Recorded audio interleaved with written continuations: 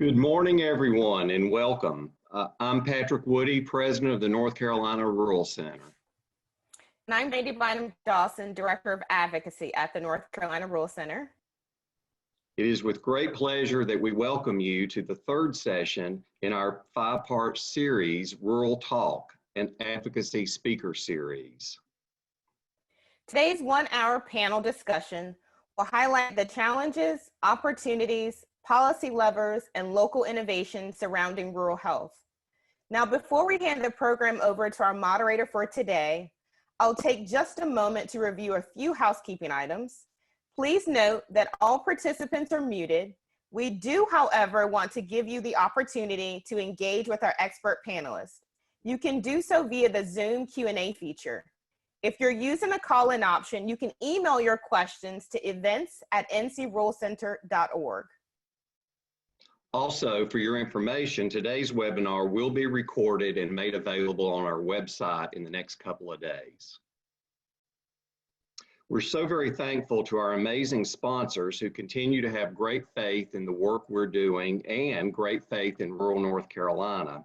Thank you to our Rural Health Session sponsors, North Carolina Extension, as well as our Rural Talk series sponsors, CloudWyze and Wells Fargo. We'd also like for you to continue today's discussion on Twitter, so be sure to follow and tag @NCRuralCenter and @RuralCounts and use the hashtag RuralTalk2020. The crux of our discussion today will be guided by the expertise and wisdom of a stellar lineup of speakers in the field, including two of our esteemed state legislators, Representative Josh Dobson and Senator Mike Woodard, who are true champions for rural health across our state. And as we think about true champions for rural health and people all across the state, let me take just a moment to acknowledge the very sad news we learned yesterday of the passing of Andrea Harris. Andrea was a good friend. I was privileged to know her. She served for many years on the Rural Center Board of Directors.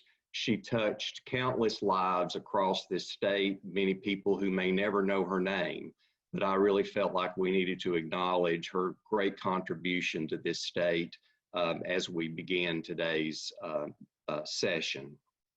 And before we officially get started, let's find out who we have on the line so our speakers can tailor their responses to the audience. We'll give everyone 20 seconds to respond to the poll that should be showing at this time on your screen if you're using the Zoom application. What organizational sector do you represent? And the choices are corporate, education, government, individual, nonprofit, philanthropy, small business, and other. And we'll give you just a few seconds to answer the poll. And let me say that we had over 500 registrants for today's session, so we're very pleased with that. Thank you.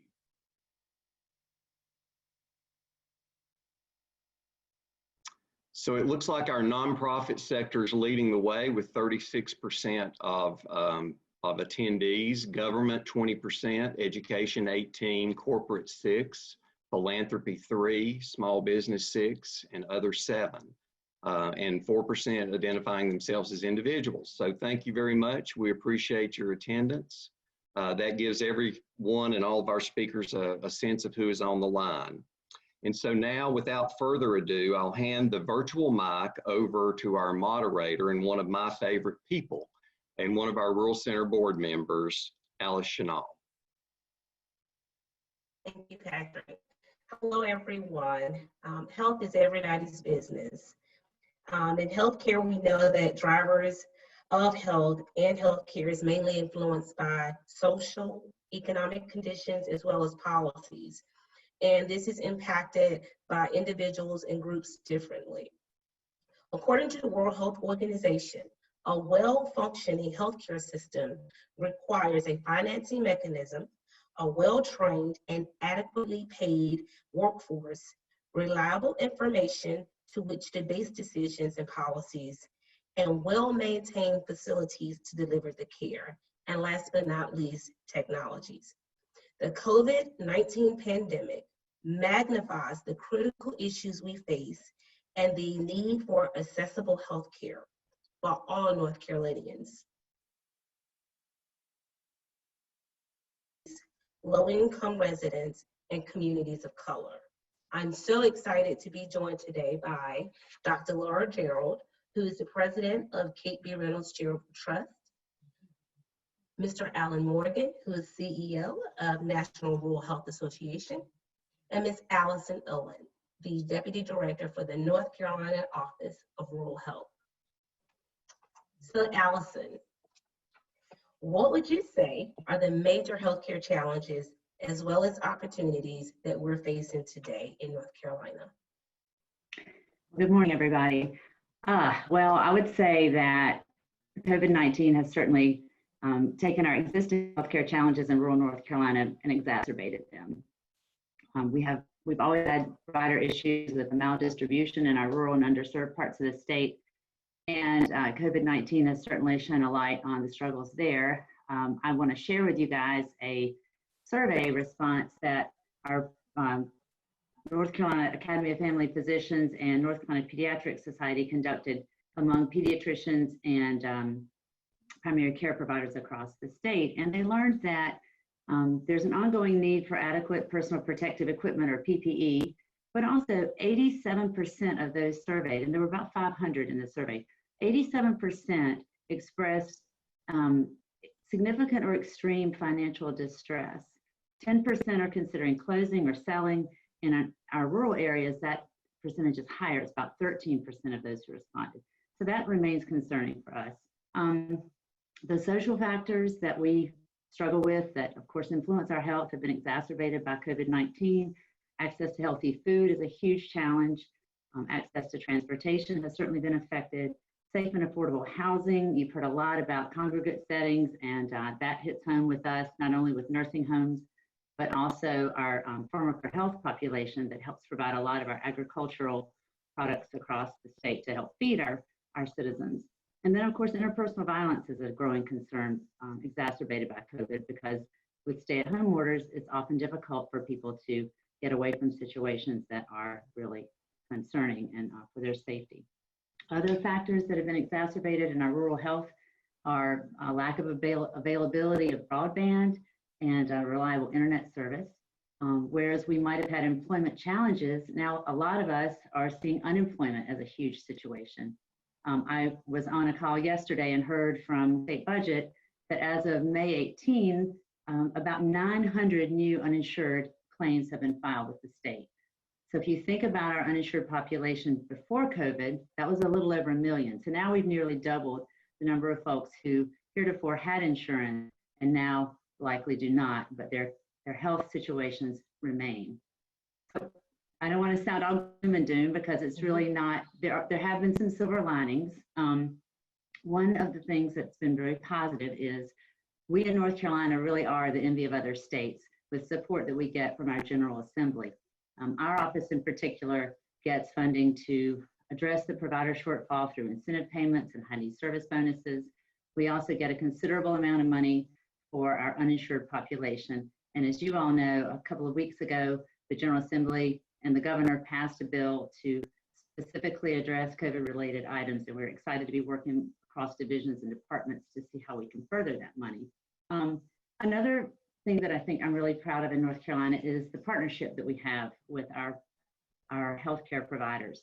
Since this pandemic has begun, we've had weekly calls with our partners to check in, see what's going on, see what things are bubbling up, and see how we can support each other.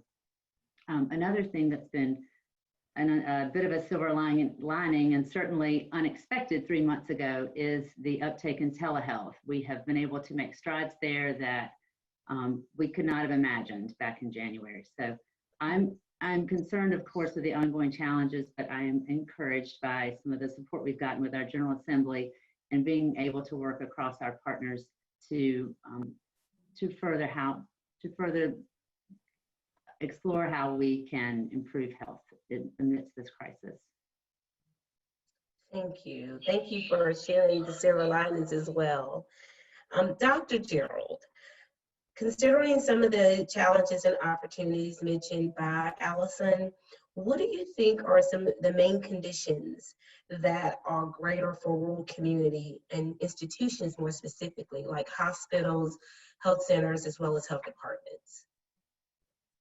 Well, first of all, as a product of rural communities, go Lumberton, and as a pediatrician who's practiced in Robeson County, and from my perspective, even as president of the trust, I too often start with the strengths of our communities, and that would, of course, be the people who live there. We know that we have given so much of our talent and labor to the state, which is why the particular challenges that we face and conditions that exacerbate challenges in rural communities, they're particularly baffling, because I think first among challenges that we face is really a lack of resources in rural communities, and in particular, even the resources that are there are often inequitably distributed. And we know that historically, and we see lingering effects of historical, often intentional exclusion of certain populations who have been denied rights or opportunities, whether that's educational or economic development opportunities. And we've also been denied adequate recovery, often from the natural disasters, current disasters like COVID or economic downturns that again would keep rural communities addressing particular challenges. So I think that gives us opportunities for real direct investment, more investment into rural communities, and particularly into populations that have been held back for so long, to try to help build the workforce, help build the leadership and organizational capacity.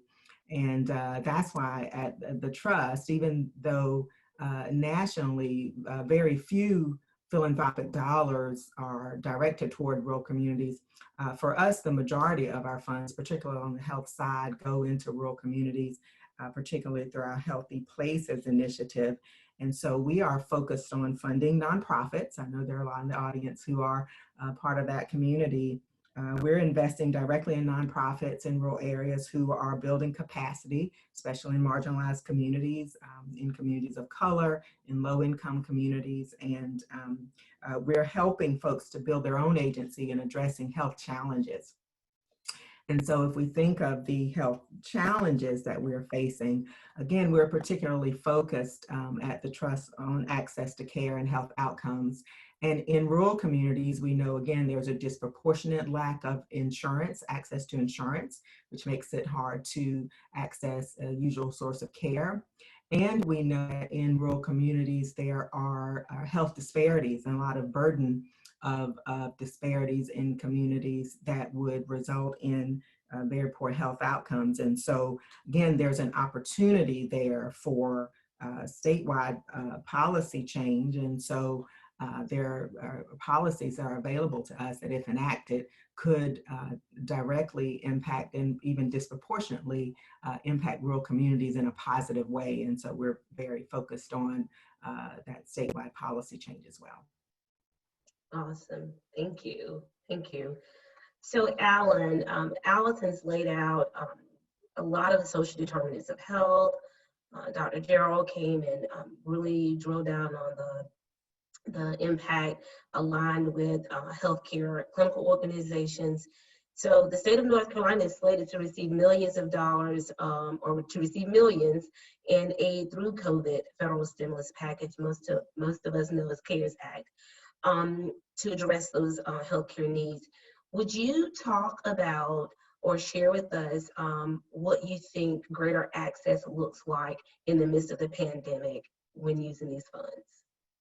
Oh, absolutely. And let me not just talk about the relevance and importance of greater access, but just why it's so important right now. CARES Act and the funding that came as a result of that was so very important at the time. We're talking a total of $30 billion that were dedicated towards facilities that treated a high percentage of Medicare patients, which is rural America, and then an additional $10 billion, which was targeted just directly towards rural hospitals, rural health clinics, and rural community health centers. Why is that important? During this pandemic, at the beginning of it, back in February, roughly 47% of the nation's rural hospitals were operating at a loss. And that was before they closed their outpatient procedures and elective procedures, which in many hospitals can account up to 80% of the revenue. So as we were going into April and the beginning of May, what we were looking at is the potential to lose more than 400 rural hospitals in the short term. The CARES Act shored that up. It provided that funding necessary to keep those doors open.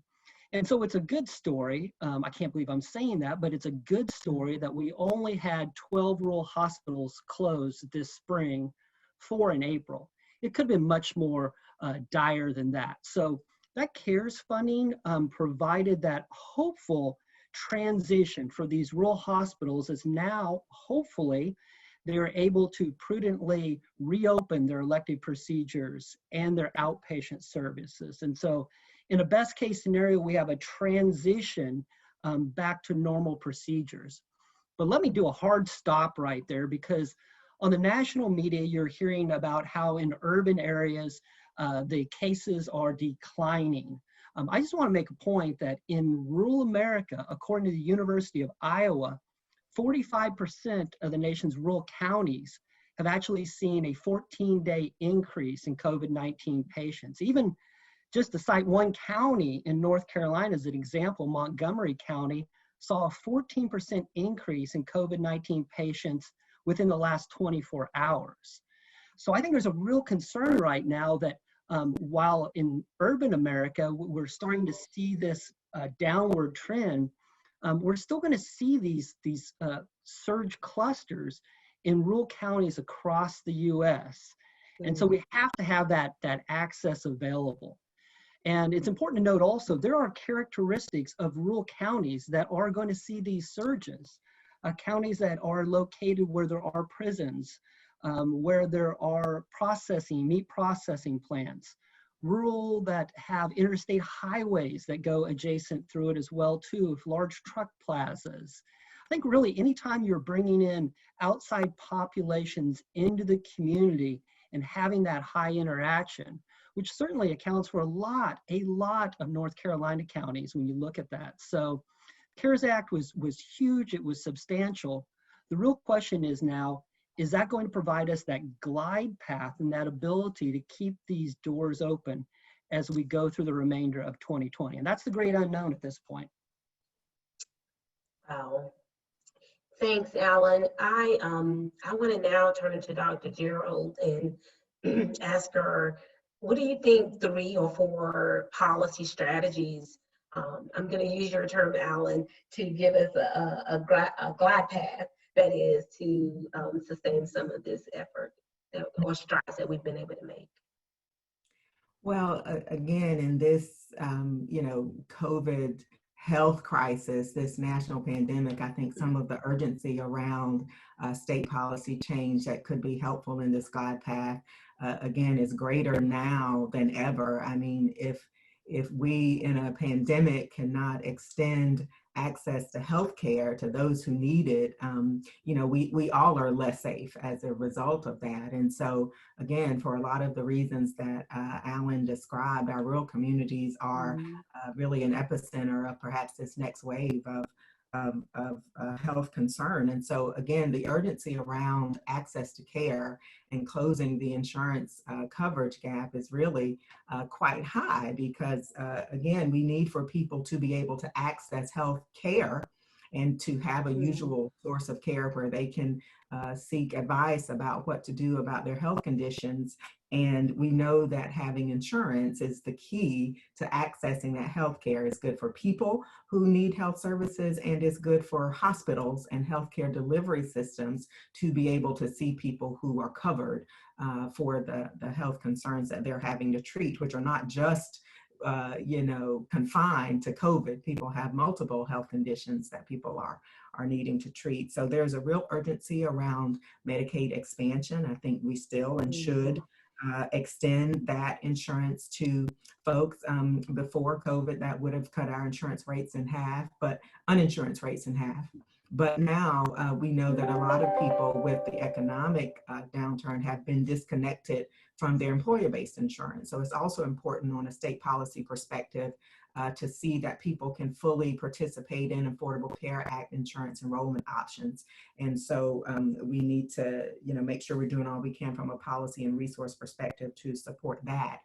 And then finally, something that COVID has really brought to our, really highlighted is just how much the social drivers of health impact health outcomes. And so North Carolina, again, is leading the way in some of the state policy responses to that. I know that through the Medicaid reform and transformation efforts, and particularly through the Healthy Opportunities pilots, we are working in North Carolina to try to, one, identify social needs that people may have, and through the NC Care 360 platform, connect people to community-based social services. And then we're also experimenting with potentially directing Medicaid payments to address those social services for medically relevant issues like in housing or in transportation or in food insecurity. And so again, we at the Trust, we're not only investing in advocacy and education around those policy changes, but we're also supporting the state's effort to reform Medicaid and enact those state policies. And then we're also very importantly working to help build capacity and again, support nonprofits in community who are providing those community-based services, who have direct contact with impacted people who need to access services. And then finally, we're also working to build voice and agency and power for people, again, who have Medicaid or who need Medicaid to also participate in state policy solutions. Allison, while we know that not only are these policies necessary and priority that's been laid out by Dr. Gerald, the Office of Rural Health administers a number of programs that you've already mentioned, that I'll just restate: the provider recruitment. Sitting here in a federally qualified health center myself, we so appreciate that support, as well as a medication assistant, farm worker, and telepsychiatry, to name a few. What would you say to the general solutions that are in efforts underway, and how they will not meet some of the specific needs that are needing to be addressed in rural communities, given all the efforts at play? Right, all those efforts, absolutely. And I'm going to piggyback on what Dr. Gerald discussed when she was touching on the social determinants of health. And one of the ways that we can support that effort is through technical assistance that we provide. That's not through a grant, that's through our health information technology team. And that idea is to help providers and those community-based organizations, or CBOs, learn how to use that platform for referrals, how to close the loop. NC Care 360 is another example of how North Carolina is really leading the way, recognizing that 80% of somebody's health is influenced outside of the walls of the clinic. So how do we link those 80% of the other pieces of somebody's life? And this platform is certainly a really promising way to do that. NC Care 360 has propelled its timeline that we're not planning to be in all 100 counties until the end of the calendar year, but now they are fast tracking that and are actively seeking not only providers, but also those community-based organizations that they can link to these resources. I think another thing that has evolved in our office is our commitment to community health workers. This is a relatively new initiative that we're still trying to organize. We know that community health workers exist across the state organically and are certainly quite effective, but we are trying to bring some credentialing to those individuals and to see how we can use community health workers to connect not only the patients to the community resources, but also as we look at, with COVID in particular, testing and contact tracing. We recognize that community health workers might be an effective population or workforce to help us get to that tracing, because they are trusted members in the community. Another thing that I think is unique to rural North Carolina, that while our office is primarily focused on healthcare, broadband access, I mentioned before, is certainly a need. And it's not just getting a computer or getting an internet service, it's making sure that computer, that internet service is affordable, and making sure that there's a degree of digital literacy. Do people understand how it can be used not only as a health tool, but as an education tool or an employment tool? Certainly healthcare doesn't stand apart from internet issues and employment issues, educational opportunities. Another challenge that we see is, of course, the built environment within rural North Carolina, and how access to sidewalks and trails is something that in urban areas and suburban areas, we certainly do take for granted. So we are exploring ways that we can partner with other funders to make that link with the built environment and healthcare so that we can support the health side with our funding. I think a new kind of emerging area for us is around how we capture data and how we use that data to map and really organize our scarce resources so that we can be focused and intentional about the resources that we can deploy in parts of the state where the needs differ, but are equally as important. And I think the last thing that I'll say that goes beyond money and just a program that we might have is connecting communities to other funding opportunities, such as Dr. Gerald described with her Healthy Places. We know that the Department of Information Technology, their broadband infrastructure office, has received a lot of money through the GREAT grants, and they continue to be a wonderful partner as we help to complement their work and figure out how we can build our technical assistance with our HIT team.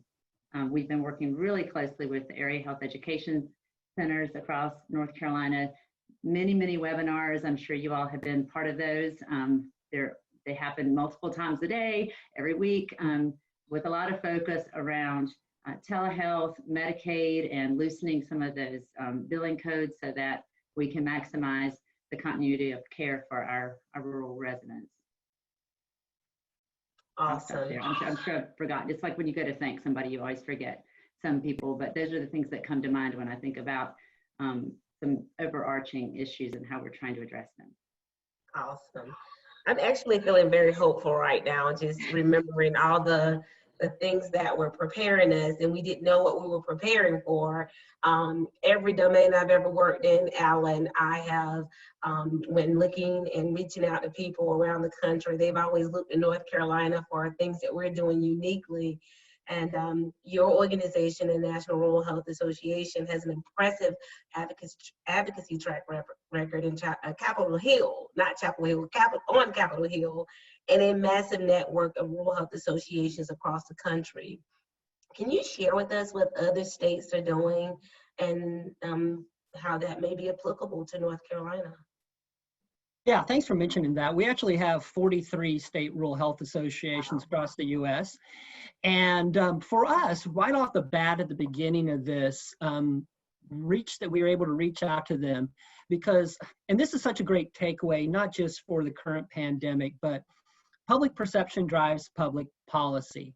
It's so important to be able to tell your story, an authentic story, what's happening in your rural town, both locally, at the state level, regional, and national as well, too. The success stories that we've seen have been where these rural communities have been able to tell that story, have been able to proactively say, here's how our community is unique, but these are the common challenges, and here's what we need to make improvements beyond that.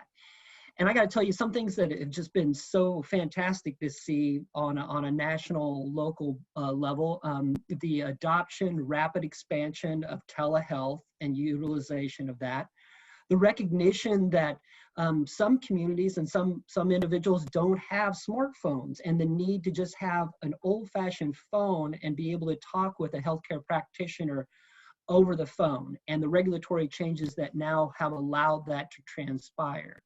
One of the great things, we just were talking about this yesterday with senior HHS staff, are those examples where rural communities, when they do see a surge, being able to reach out to adjacent rural communities and sharing PPE, personal protection equipment.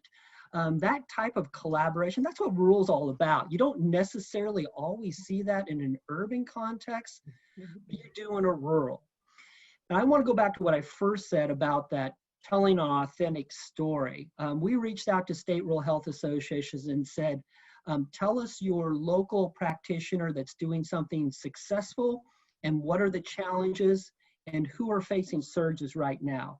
I get up in the morning, I drink a pot of coffee, and I'm immediately on the phone with CNN, MSNBC, Fox News, all day long. I'm talking to producers and reporters, telling them the data, what I'm seeing, and then asking, can I put you in touch with a local provider who's dealing with this right now? Again, this goes beyond this crisis.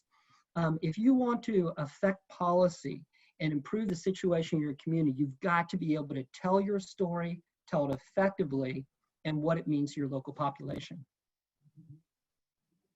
Awesome. Thank you. Thank you. So the final question for each of you is, what actions can participants in today's webinar take in the short term that will advance long-term health outcomes? And Allison, I'll give it to you first. Okay, great, thank you. Well, short-term actions, I'm going to refrain what the governor and our secretary have discussed about following the guidance of the modified phase 2. I'm sure we all know the 3 W's: wear a mask out in public, wait 6 feet apart, and wash your hands often. And you know, consider risks when going out in public places. I often get anxious and I want to be out and about, but then I think about, is it really worth it to my health? So I would pose that same question to others. Another thing I would say is something that folks could do right away is engage your social venues around that NC Care 360 tool, whether it's your friends, your church family, your community. Make sure they know about NC Care 360. I'm not sure if the employment aspect has been built out yet, but it is a great tool for food and housing, transportation resources. And you may not know who could really benefit from having that resource and having that connection made. Another thing I would suggest is just find out if your provider looks at telehealth and engages in telehealth. Don't delay your own health because you're afraid to go to the doctor. There, as Alan and Dr. Gerald have said, there's more than one way, especially now, to get that health care. So I would certainly encourage folks to explore those options. Thank you. Dr. Gerald? Well, we're a charitable organization. So, you know, we are in the short-term giving of our time and money. And the trustee has approved and granted here in this short term over $3 million to address immediate short-term COVID response and recovery needs. That money has gone to the Healthcare Association to help hospitals and safety net providers. We've given to local and statewide community foundations to address immediate basic needs that people have.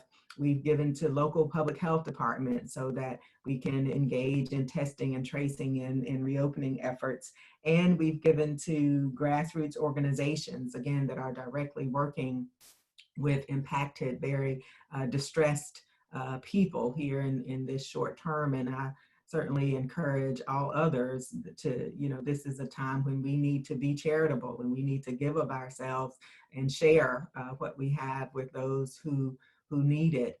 And we know that many of these organizations that we're investing in are also involved in long-term rebuilding and reforming and reinventing efforts. And a lot of the other investments and giving that the trust has done is directed toward those long-term efforts.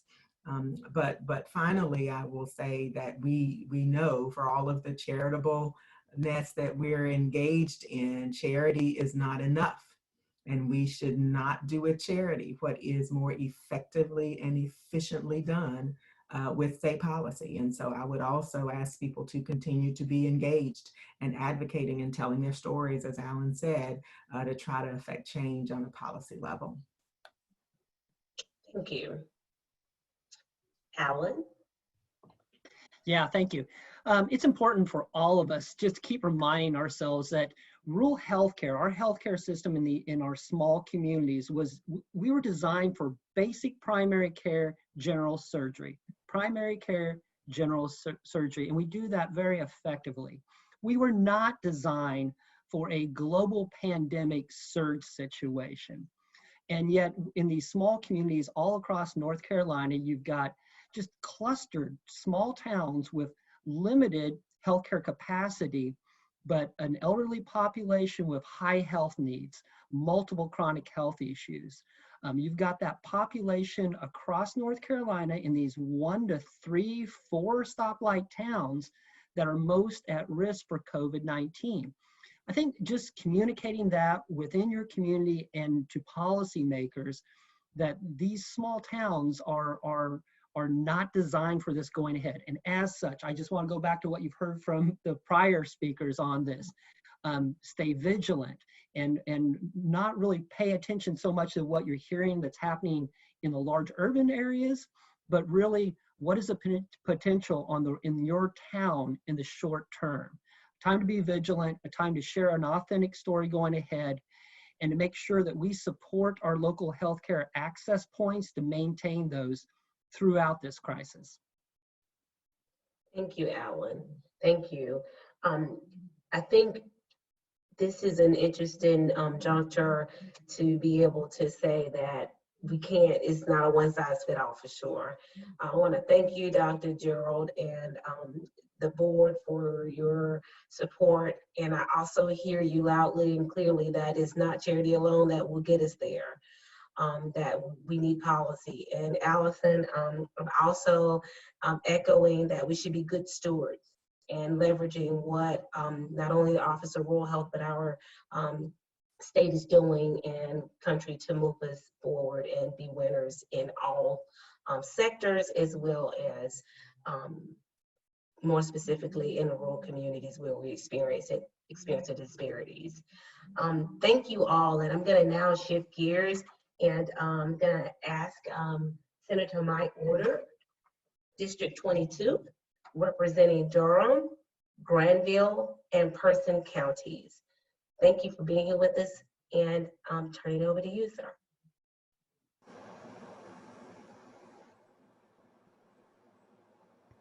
There, is that better? Good.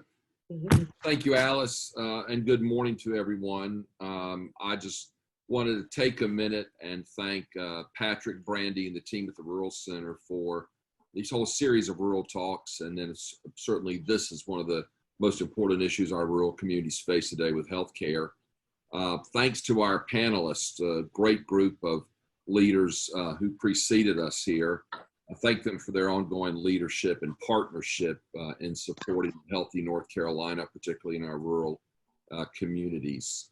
And it's always great to be with my great friend and colleague, Representative Dobson, who's a real champion for North Carolina's rural communities and North Carolina's healthcare, and of course, where they intersect as we're talking about today.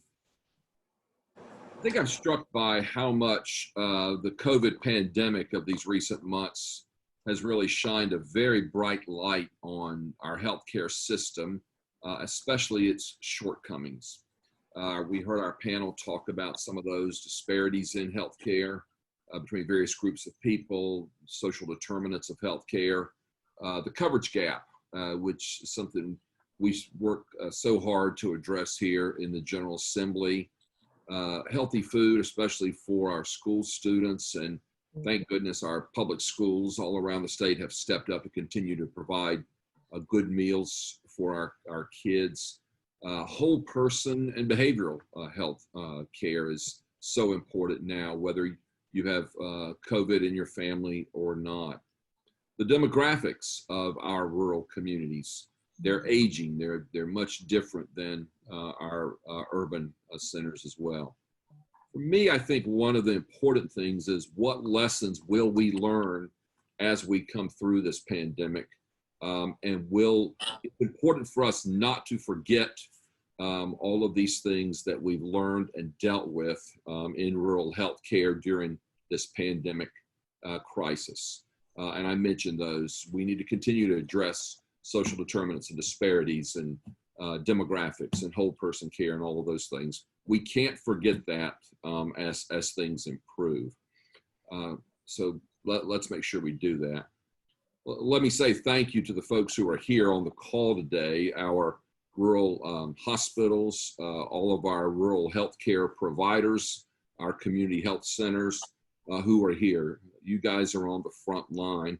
And I don't want to overlook our local governments as well. While Representative Dobson and I are here on Jones Street making statewide policy, it's you folks out in the counties and our small towns who are really on the front line, county health directors, policy makers there, and thank you all for that. Again, I really just would emphasize some of the points that we heard from Dr. Gerald and Mr. Morgan and Miss Owen in previous things. We've got to continue to work on telehealth. And without that, or to make that happen, broadband is so important. And that's actually an issue Representative Dobson and I have worked on together. And I would call your attention, shout out here to our great friend Patrick Woody. His op-ed in various newspapers around the state this week was about the importance of broadband, and it's no longer a luxury. We can talk about telehealth all we want, but if you don't have broadband down that last mile to get into your community, it's just not going to happen.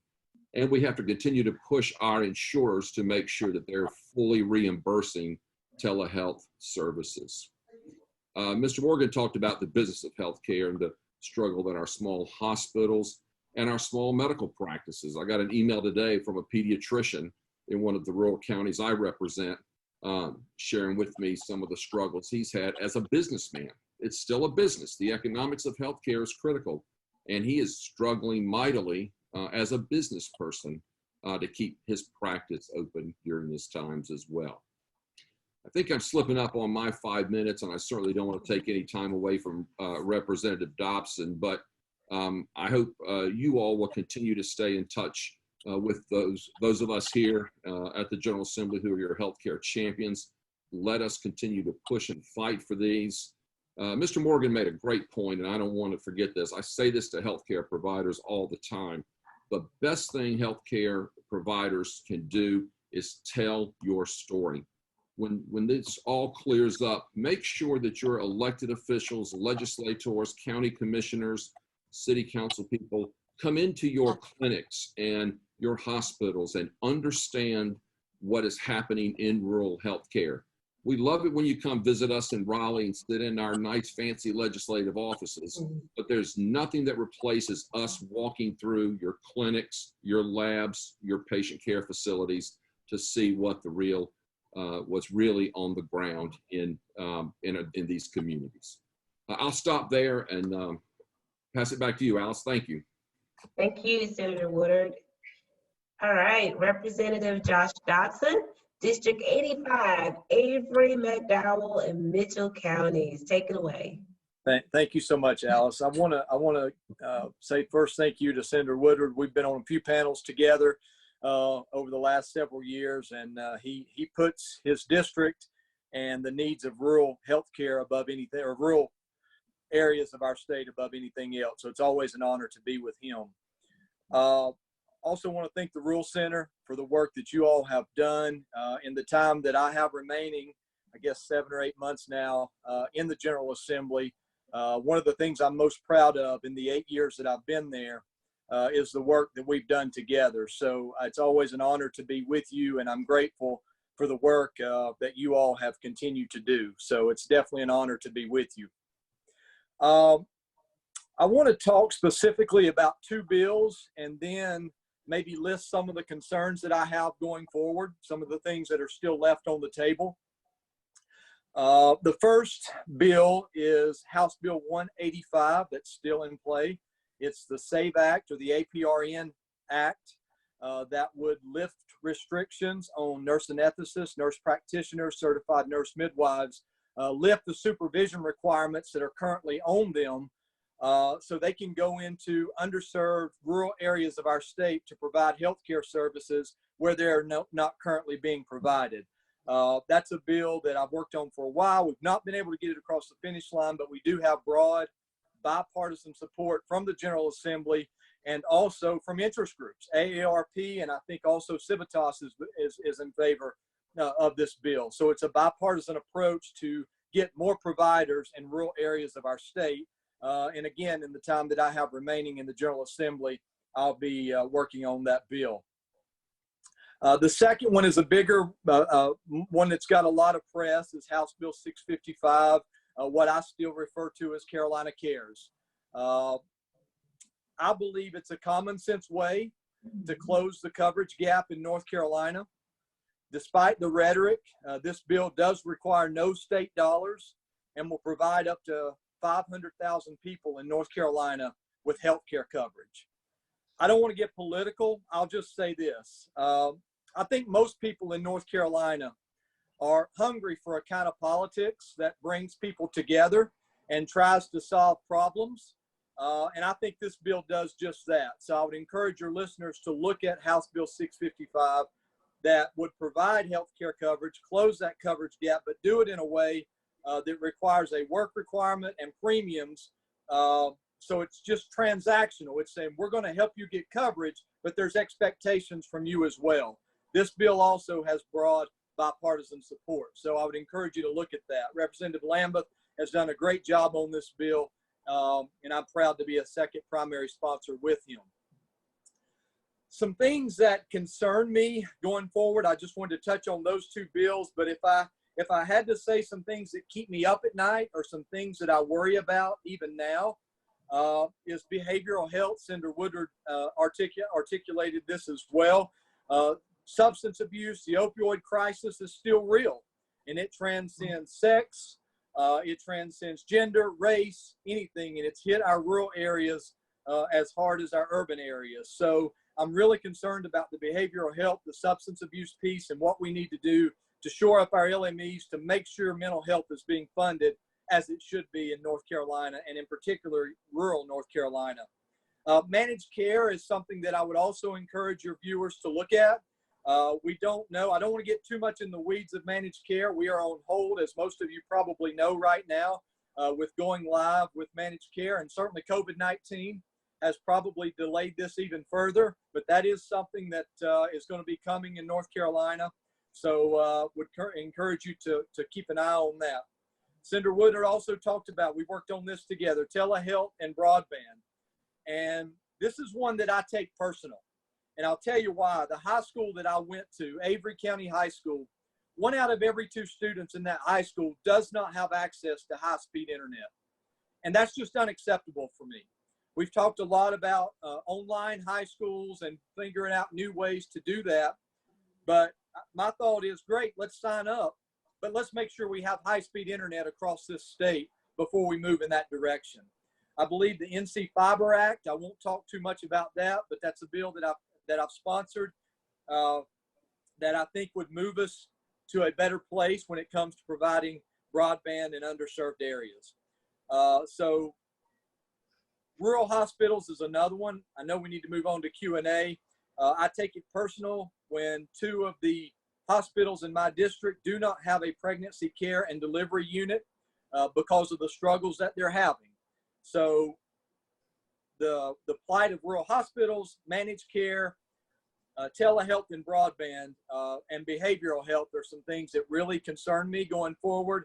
And I look forward to working with you all and working with Senator Woodard to address some of these things. Thank you so much, Alice, for the opportunity to be here. Thank you, Representative Dotson.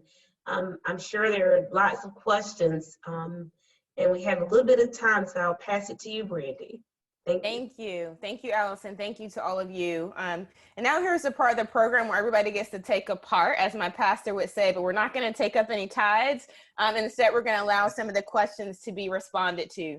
So we did receive a few questions that were pre-submitted via the registration process. So I'll start with those. And here are the questions that really centered around, what are some good examples of models in local communities of service providers or entities coming together really around seeking to address not just healthcare needs, but also social determinants of health? So what are some good models or examples in local communities out there that you all can share? Dr. Gerald, might be a good question for you. Well, thank you for letting me answer that. And I will have to hearken back to the great work that I know communities are doing in our Healthy Places work. That work is going on in 10 communities across the state. McDowell is one of them. We're in Burke County, Rockingham County, Edgecombe, Nash, Halifax on the east. Beaufort County is one of the participating counties. And we've also started work in Robeson, Scotland, and Columbus counties. And really, the stories are too numerous to share. I mean, that's how much good work is going on. But we have highlighted, I think, a few things that are relevant to this conversation. And first and foremost is that we've started with first not coming into any community and saying what they should be concerned about, but asking people first by listening what concerns them. And as perhaps panelists can imagine, issues in substance abuse and the opioid crisis, as has been discussed, those are major concerns. People are concerned about obesity and inaccess to healthy food and to active living opportunities. And people, quite frankly, are also concerned about their children. And in rural communities where often there are so many episodes of trauma, what's the impact of that on the next generation? And how can we, really direct resources and investment to our children? And really in each of those counties, we have people who are in some of the most impacted neighborhoods and conditions who are in leadership roles and working directly with their local, state and local city and county government officials to really come up with solutions. And again, there are just many examples of that. And we're very happy and proud to support that work in those 10 communities and in the regional areas that surround them. Anyone else want to jump in response to that? Any examples that you would know of locally you want to share? I'll jump in and share a few that readily come to mind. One is Roanoke Chowan Community Health Center was an early adopter of telehealth, and they got some grant money, but they've continued this program. They now have remote patient monitoring for their patients with chronic heart conditions. They have an on-site pharmacy as well as a community garden. So Kim Schwartz and her team really want to look at the entire picture and taking patients where they are, making sure that they're comfortable with technology, but also addressing literally the food that goes in their mouths and helping to improve their health that way.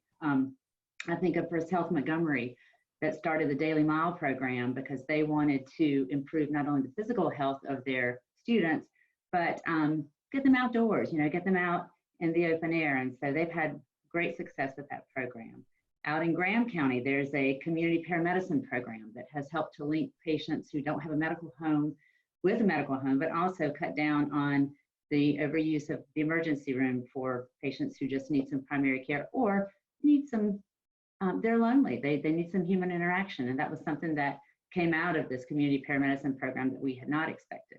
And a final example I'll give is out in Bakersville, in their community health center. They have used the community health worker model to great success. And so we'll be looking to Bakersville to help us try to spread that model statewide as we further the community health worker initiative. Great, thank you both.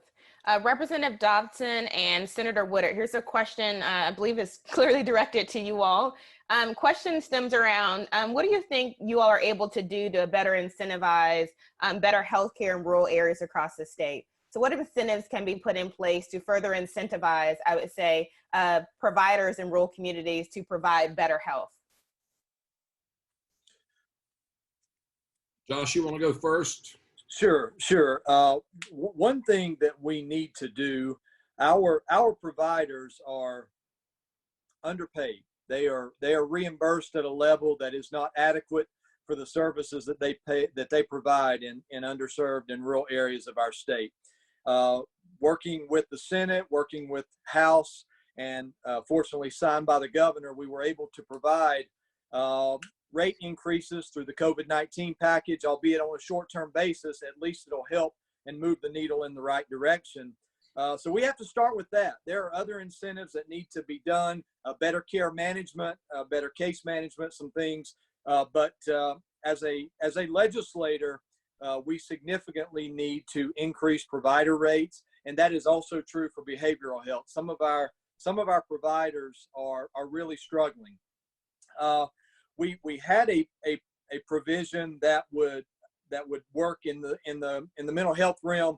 Group homes, some of those frontline workers in our group homes and with our most vulnerable and our most mentally health challenged are making $10, $8, $9 an hour. That's unacceptable. So we've got a way to reimburse them at a more adequate rate, up to $15 an hour actually, through some different ways. So point being, we need to pay our providers more and reimburse at a rate that's adequate to their services. That would be one way to incentivize more people to go into the rural areas, and it would also provide better care.